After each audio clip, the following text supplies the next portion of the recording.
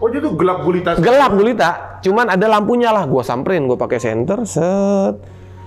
Samperin mobil, mas, ngapain di sini? Gue bilang gitu. Saya nunggu bos saya lagi acara di dalam. Dia nggak tahu, bang.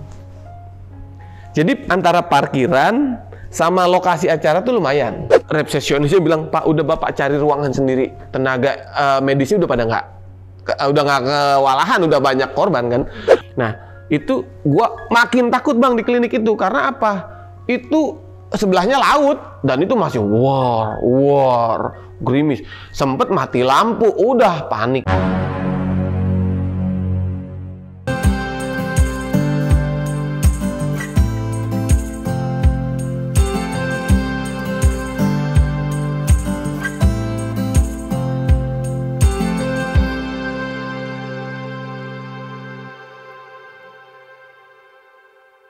Jadi pas lagi tadi di dalam tuh silent, gelap, Sunyi. nggak ada orang, cuma segini. Ya. Cuma dengar orang ngomong, tapi cuma bertahan hidup, nggak ada yang teriak, Nggak ada yang nangis, nggak ada. Tiba-tiba pintu kebuka sendiri. Itu.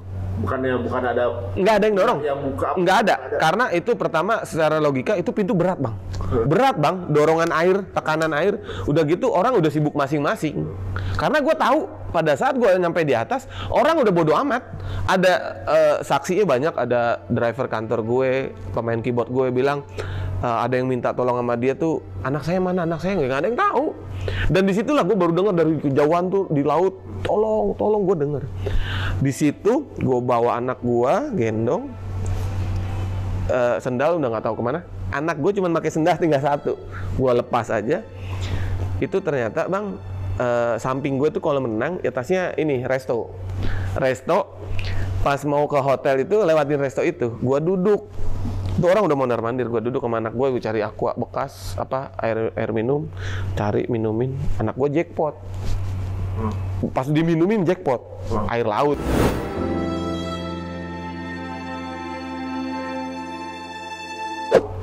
Udah, gue tenangin di situ. Ada security, waktu itu kan acara PLN ya. Security PLN itu selamat. Ada apa bang Ade? Ada apa bang Ade? Gini pak, saya ceritain. Dia nggak percaya gue udah basah. Dan itu orang udah mondar mandir. Dia megang handphone. Dia nggak ada di situ. Dia keliling karena dia kan jagain acara. Dia orang PLN, orang panitia, keliling. Dia megang handphone, Pak, saya boleh pinjam handphonenya nggak? Iya bang, ada telepon. Gue sampai telepon SAR, telepon TNI, Polri yang terdekat itu nggak diangkat, nggak ada respon. Gue telepon kontak temennya dia. Gue kan nggak tahu. Gue ke telepon aja. Pak, tolong Pak, ada tsunami di Tanjung Lesung. Ini saya telepon Pak siapa? Gue lupa namanya itu. Cepet kesini. Nggak percaya, karena beritanya nggak ada, belum ada. Nggak percaya, disangkain gue bercanda. Gue bingung, gue cuman bilang, Pak, saya pinjam handphone ini sebentar mau ambil senter doang buat ke kamar gantiin anak saya baju. Gue bawa handphone, gue ke kamar, bang. Gue nginjek paku tuh udah berapa kali di jalanan itu. Jauh lah, ada 20 meter gue ke kamar hotel. Gue cek udah berantakan kamar pakai lampu. Air mati semua, listrik mati. Itu air masuk ke kamar? Enggak, cuma sampai depan, tapi udah berantakan. Udah berantakan, air mati. Waduh, untungnya gue masih tahu letak. Gue naruh koper di mana. Gue ganti baju, ganti celana. Anak gue ganti baju, celana.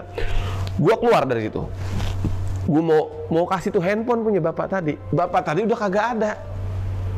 Yang punya handphone udah nggak ada. Oh, gue pikir dia lagi nyariin gue juga kali. Terus ada ibu satu korban tuh, ibu-ibu. Pak, saya ikut ya. Ayo, saya pegang. Karena gue masih pegang senter kan. Belum banyak orang? Belum. Tapi udah crowded, udah becek. Udah becek. Orang geletak-geletak? Oh, belum lihat. Gue belum lihat. Karena masih lingkungan hotel kan. Villa situ. Gue jalan ke depan, gue lihat dari jauh ada mobil nyala, bang. Ada mobil nyala, gue samperin. Gue sampai mobil gue ada di parkiran, gue lewatin. Karena gue nggak tahu kuncinya di mana. Udah, tas gue udah hilang semua. Oh, jadi itu gelap gulita? Gelap gulita. Cuman ada lampunya lah. Gue samperin, gue pakai senter, set. Samperin mobil, mas, ngapain di sini? Gue bilang gitu. Saya nunggu bos saya lagi acara di dalam. Dia nggak tahu, bang. Jadi antara parkiran sama lokasi acara tuh lumayan, sama titik kejadian tuh lumayan jauh. Dia nggak tahu, mas, ada tsunami. Gue bilang gitu. Dia nggak percaya, mas, ini saya korban. Saya bilang, ayo mas, mendingan kita nyelamatin diri, kita keluar dari sini. Oke mas, ikut. Gue cuma berdua sama anak gue tadi bertiga. Di jalan udah bererakan, bang. Udah, mas, ajak, gue bilang, ajak, gue bilang, itu korban semua, gue bilang gitu. Gue merinding, sampai Sampai akhirnya tuh mobil gue buka kap belakangnya naik semua bang, penuh. Gue dibawa ke mesnya karyawan hotel Tanjung Lesung Resort. Pak, saya ajak ke mesnya aja ya, nanya-nanya warga pada kaget semua kan. Ternyata di mes itu udah banyak korban juga. Nyampe mes, gue ganti baju lagi, gue masih pegang tuh handphone. Gue cara-cara satu-satunya cara, gue Instagram. Itu bapak security kagak punya Instagram. Gua download, ada setengah jam gua download bang, untungnya ada kuota. Gua download, gua masukin akun gua. Pertama, gua bikin video, yang videonya mungkin bisa dilihat. Assalamualaikum warahmatullahi wabarakatuh. Kami korban gempa dan tsunami di Tanjung Lesung. Ini sudah ada di titik kumpul, minta tolong segera bantuannya. Gue pun lihat itu, gue waktu pulang umroh, gue lihat itu kan masih jet lag lah waktunya. Gue lihat, gue pikir kan gue nggak pakai audio itu, ya karena diklek dulu kalau audio baru keluar kan. Iya, iya. Gue lihat itu, gue pikir lu bagian dari syuting. Banyak yang bilang begitu. Gue skip nih, lu mungkin lagi bercanda bagian dari syuting gitu. Gue pikir gue skip. Gitu, gue baru nggak pas yang lagi paginya ada videonya si Ivan. Nah, gue download itu, gue bikin video minta pertolongan. Nah, itu semua banyak yang nggak percaya, dipikirnya gue lagi syuting, lagi mau ada acara apa gitu. Ya karena memang di berita belum ada bang. Belum ada. Gue naikin itu, jebret banyak balas tuh, banyak yang DM, banyak. Terus gue bilang iya bener, gue gituin doang. Nah, pada saat itu gue sempet videoin keadaan di lokasi gue di ruangan apa? Gue bikin video itu. Itu ruangan apa tuh? Itu ruangan karyawan, mesnya. Dan itu semua udah crowded. Terus gue nggak bisa lama-lama, gue ketakutan karena itu udah mulai hujan. Gue sampai bilang sama orang situ, korban juga banyak ibu-ibu, Bu maaf ya Bu, ada yang lagi hamil juga. Gue bilang, Bu maaf Bu, saya harus duluan, saya bilang gitu. Saya nggak bisa di sini, anak saya nangis. Anak gue udah mulai nangis tuh di situ. Nah, gue keluar rumah itu, keluar mes, gue nyetopin mobil yang lagi jalan, itu ada motor yang mau ini, Pak, bawa saya ke pengobatan balai pengobatan, gue bilang gitu. Anak gue karena udah nangis terus jackpot, udah mulai biru bang sininya. Takutnya dehidrasi kan, gue cari air nggak ada. Gue dibawa ke balai pengobatan warga, itu lebih crowded dari mes itu. Yang nangis, yang patah, yang darah, yang semua ada. Anak gue makin nangis. Gue bingung. Tiba-tiba ada mobil mundur. Wah, ada mobil nih. Gue stopin kan. Pak, mau kemana? Saya mau bawa pasien ke rumah sakit katanya. Ke klinik terdekat. Bapak itu yang mau dibawa itu udah nggak bisa gerak bang. Jadi patah nih satu badan ini. Digotong rame-rame, dimasukin. Pak, boleh nggak saya ikut? Saya cuma berdua sama anak saya. Iya Pak, duduk depan gua. Duduk depan ngobrol sambil jalan. Jalan tuh gua kurang lebih 30 menit bang. Ada 3 kilo dah. Kurang lebih 3 kilo, tapi nggak nyampe 30 menit. Gua ngobrol. Pak, Bapak siapa? Gua bilang gitu. Saya tenaga kerja, lagi ada garapan di situ, di Anyer. Jadi saya udah ngontek semua teman-teman untuk ngerahkan armada untuk jemput semua korban. Dia baik tuh, gua nggak tahu, gua lupa namanya, tapi yang jelas dia baik. Terus gue dibawa ke klinik bang, daerah Panimbang. Ini keajaiban gue yang ketiga. Pada saat gue udah bingung kan, gue cuman berdua sama anak gue, istri gue kemana, anak gue yang gede kemana, babysitter temen gue nggak tahu. Pada saat kejadian yang kedua, keajaiban yang ketiga, gue turun dari klinik, itu orang juga, supir itu nyarain, Pak ini udah paling dekat katanya, Bapak kesini aja. Gue turun, anak gue udah ngeletak di lobi bang, di lantai, yang gede sama babysitternya. Hah? Udah sampai situ? Udah nyampe situ, ngeletak, ada fotonya lagi diselimutin kedinginan kan, udah bengep anak gue yang pertama, bengep diselimutin pakai selimut rumah sakit, selimut klinik, sama driver kantor, udah begini. Jaraknya berapa jauh dari lokasi? 3 kilo bang, 3 kilo lumayan kan, lumayan itu daerah Panimbang. Nah terus pada saat itu ada keajaiban lagi bang, anak gua nggak mau dibawa masuk karena udah crowded juga di dalam. Gua ada videonya juga tuh, gua videoin dari depan sampai gua pakai sendal nyeker. Gua dapat sendal tuh di klinik itu, gua dapat sendal sampai resepsionisnya bilang, Pak udah Bapak cari ruangan sendiri, tenaga medisnya udah pada nggak udah nggak kewalahan, udah banyak korban kan.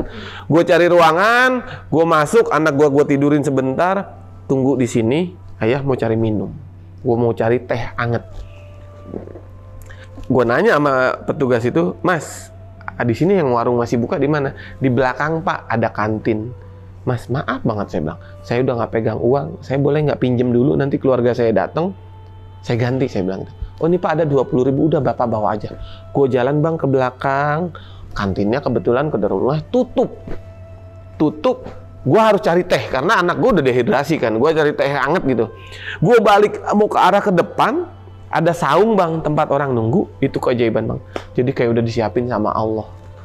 Satu dus air minum, gelas, sama termos rumah sakit nggak yang orang yang kecap kembang tuh, yang aluminium. Yang hijau. Iya, yang gitu. Air panas. Itu kayak gua udah itu lu bawa. Gua sampai, "Bu, Bapak, ini punya siapa?" Nggak ada yang nyaut, Bang. Iya, gua, "Ya Allah, saya minta maaf ya Allah," saya bilang gitu, "ini saya bawa. Air minum gua bawa, jepret gua kasih orang-orang, air panas gua bawa." Nggak ada gula Bang, di situ kan nggak ada gula. Tapi ada cemilan, ada biskuit kayak gitu.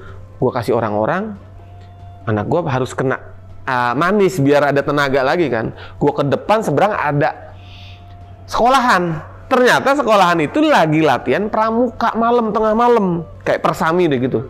Gua masuk ke dalam, gua kayak dilihat orang gila Bang. Maksudnya orang lihat gua tuh aneh. Gua basah, gua ini, "Pak, saya boleh minta teh manis dibikinin sama security." Saya bawa 2 gelas. Mereka nggak tahu ada tunang? Nggak tahu. Mereka lagi kegiatan. Bawa 2 gelas, gue bawa, anak gue tenangin, situ gue lus-lus, gue istighfar. Gue belum kepikiran apa-apa ya, gue cuman mikir, nanti pada subuh, cuaca udah cerah, terus hujan udah berhenti, gue cari almarhum istri. Istri gue bilang, gue belum kepikiran, gue yakin istri gue selamat gitu kan. Nah, itu gue makin takut Bang di klinik itu, karena apa? Itu sebelahnya laut dan itu masih war gerimis, sempet mati lampu, udah panik.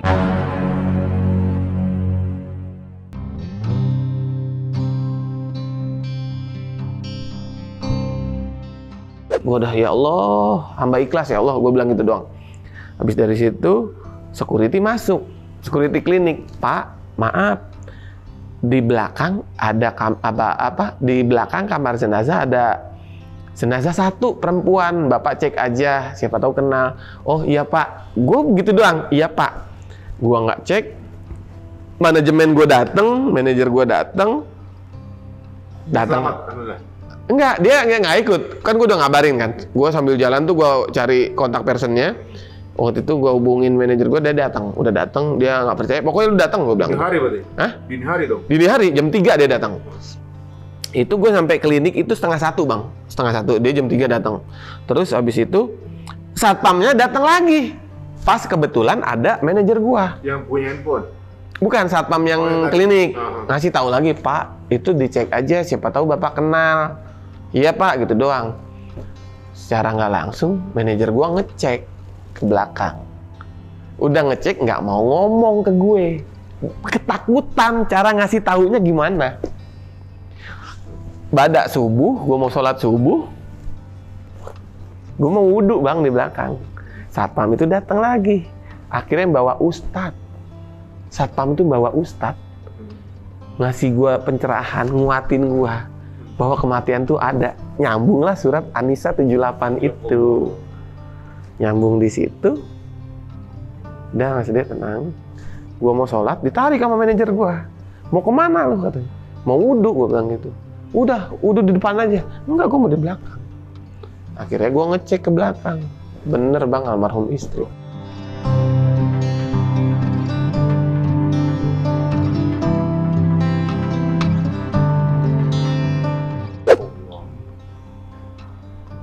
Dan itu, ini ruangan opname gua nih. Nih sebelahnya nih kamar jenazah. Jadi gue dari malam itu udah sebelahan sama almarhum. Satpam itu kekeh sampai yang terakhir bawa ustadz.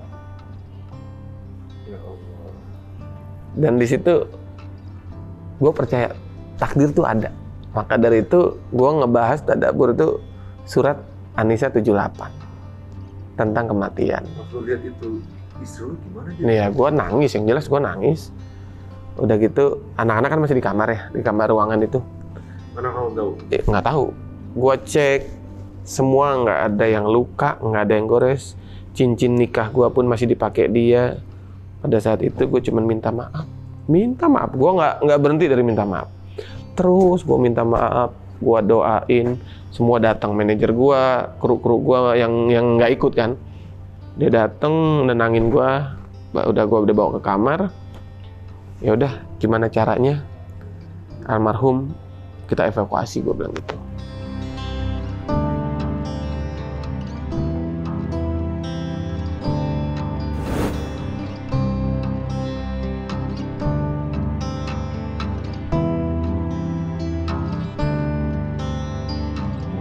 Wah, gue udah nggak kuat deh. Udah gue nggak mikirin macem-macem.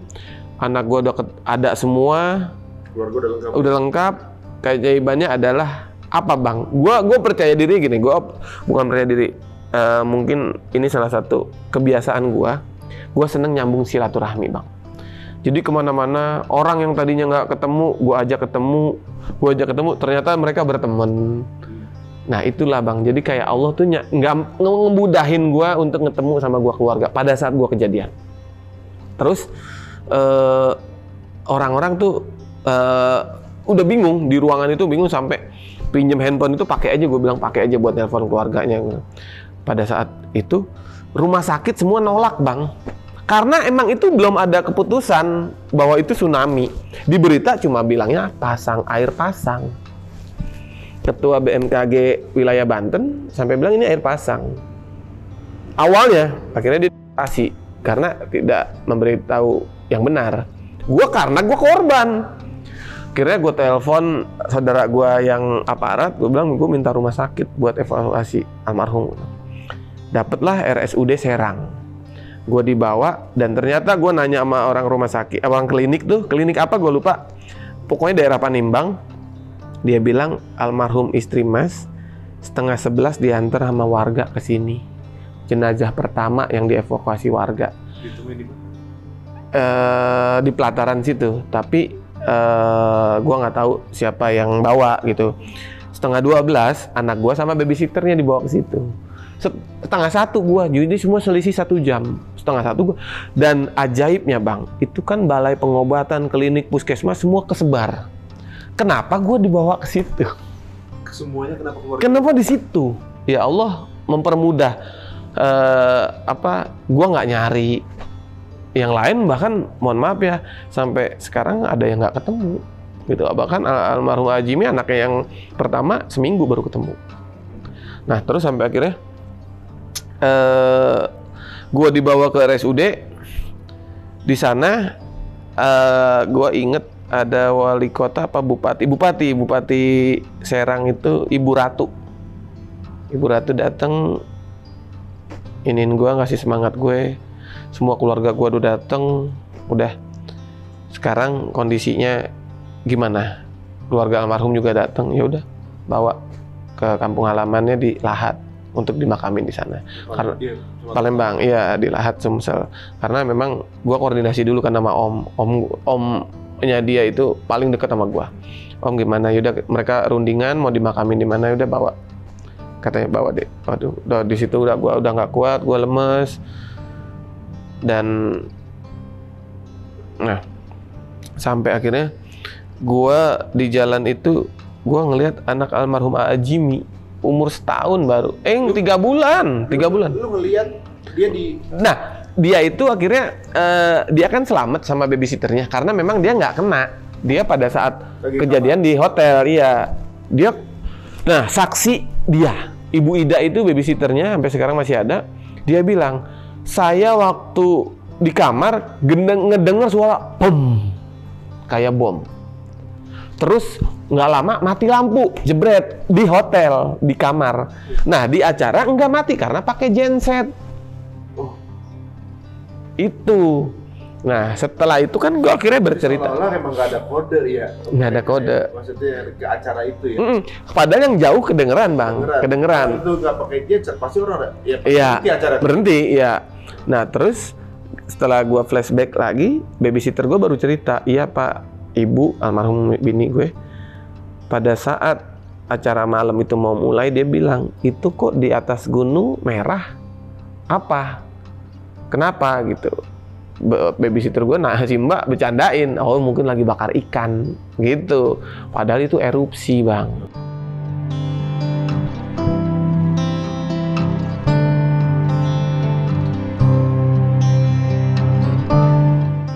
Nah, driver gua tiba-tiba nyangkut di pohon kelapa.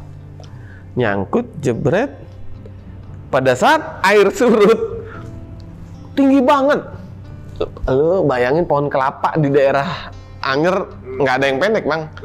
Tinggi banget. Dia nyangkut di situ. Dia nyangkut, ujung. Nyangkut, makanya dia bisa cerita. Nah, dia bilang, ombak tuh ada 3 katanya.